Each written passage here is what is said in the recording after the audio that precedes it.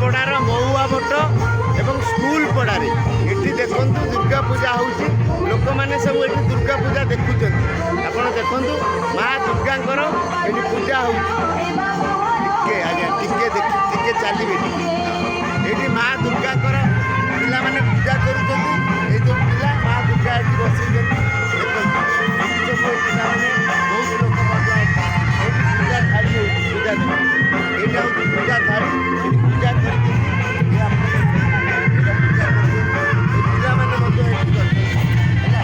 ଏଠି ପିଲାମାନେ ଅଛନ୍ତି ଆପଣ ଦେଖିପାରୁଛନ୍ତି। ତାଙ୍କ ଗହଣରେ ମୁଁ ଅଛି। ତେଣୁ ପିଲାମାନେ ଦେଖନ୍ତୁ